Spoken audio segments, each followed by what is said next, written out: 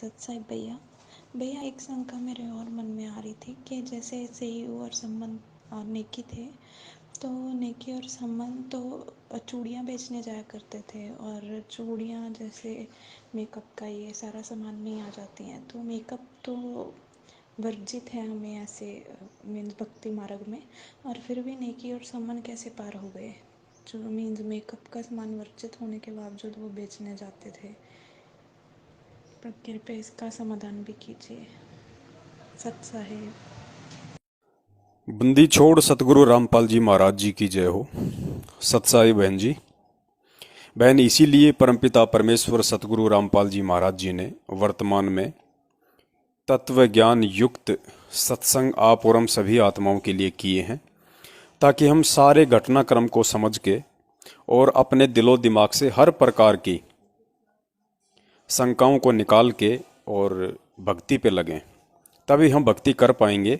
वरना गुरुदेव कहते हैं शंका सूल बबूल है। जो शंका है वो कीकर के कांटे की तरह है, वरना वो चुभती ही रहेगी। और जब तक किसी भगत के अंदर किसी भी प्रकार की अध्यात्म को लेके कोई शंका रहेगी, तब तक वो भगत सही तरीके से भक्ति नहीं कर सकता है। तो जब हम परमेश्वर के तत्व ज्ञान को आधार बना के इस विषय पर सोचेंगे, विचार करेंगे, तो हमें समझ में आएगा बहन कि जिस समय 622 वर्ष पहले परमपिता परमेश्वर कबीर साहिब जी धरती पे आए थे और 64 लाख आत्माओं को अपना शिष्य बनाया था, जिनमें सेयू, सम्मन और नेकी भी थे, क्योंकि वो परमात्मा के समकालीन थे।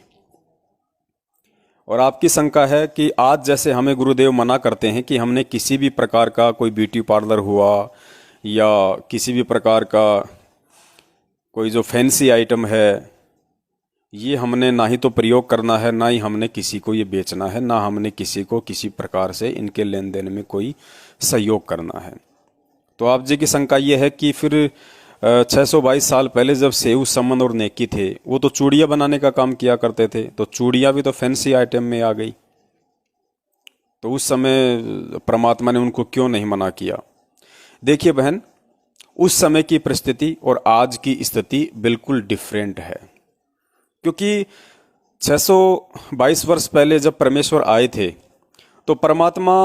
को मालूम था कि भाई वर्तमान में इन आत्माओं का संस्कार, इन आत्माओं का भक्ति प्रारब्ध ऐसा नहीं है कि ये आत्माएं मुझे समझ जाएं या मेरे ज्ञान को समझ जाएं और सतलोक जाने के लायक हो जाएं। क्योंकि उस समय बहन शिक्षा नहीं थी, और ये आत्मा तब तक अपने परमेश्वर को अच्छे से नहीं पहचान सकती है जब तक कि ये स्वयं शिक्षित ना हो जाए, अक्षर ज्ञान युक्त ना हो जाए, और जब तक शास्त्रों में से वो सारे प्रमाण, सारे सबूत अपनी आंखों से ना देख ले, ना पढ़ ले, ना समझ ले, तब तक ये आत्मा भक्ति और भगवान पर विश्वास करने के लायक नहीं बन सकती है। और दूसरी बात, उस समय कुछ हमारे पुण्य विशेष थे, हमें कुछ सुख सुविधाएं प्राप्त थी, जिस कारण से भी हम परमेश्वर को नहीं जान सकते थे, नहीं पहचान सकते थे। और शिक्षा के अभाव के चलते, धर्मशास्त्रों को ना देख पाने के चलते, नकली संतों, महंतों और पंडितों ने ब्रह्मा, विष्णु, महेश से लेकर अन्य देवी देवताओं की महिमा का इतना वर्णन समाज में किया हुआ था कि चाहकर भी हम उस समय परमात्मा को स्वीकार नहीं कर सकते थे कि भाई ब्रह्मा, विष्णु, महेश जो सदियों से चलते आ रहे हैं, पूरी दुनिया जिनकी महिमा का गुणगान कर रही है, और ये कबीर जी, नीरू नीमा का बेटा, ये जुलाहे का बेटा,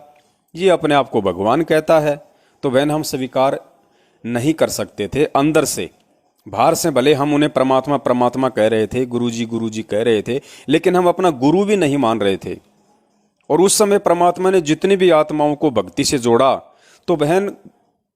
वो आत्माएं ज्ञान समझ के नहीं जुड़ी थी, वो आत्माएं केवल उस परमात्मा से जो लाभ उन्हें मिले थे सीधे तौर पे, जो चमत्कार परमेश्वर ने किए थे, लोगों के असाध्य रोग ठीक किए थे, मुर्दों को जीवित किए थे, यानी जो खड़े खड़े परमात्मा ने लाभ दिए थे, उन लाभ के आधार से वो आत्माएं परमात्मा से जुड़ी रही। अगर वो ज्ञान समझ के जुड़ती, तो जब परमात्मा ने इतना ज्ञान देके सैकड़ों वर्ष तक, और जब उनकी परीक्षा ली, हाथी पे बैठ के, गंगा जल की बोतल हाथ में लेके अपनी बेटी को अपने आगे बैठा के हाथी पे, तो सारे के सारे फेल हो गए, 64 के 64 लाख। इसका मतलब उस समय बहन जी हमने ज्ञान को आधार नहीं बनाया था, और उस समय केवल उस परमात्मा ने,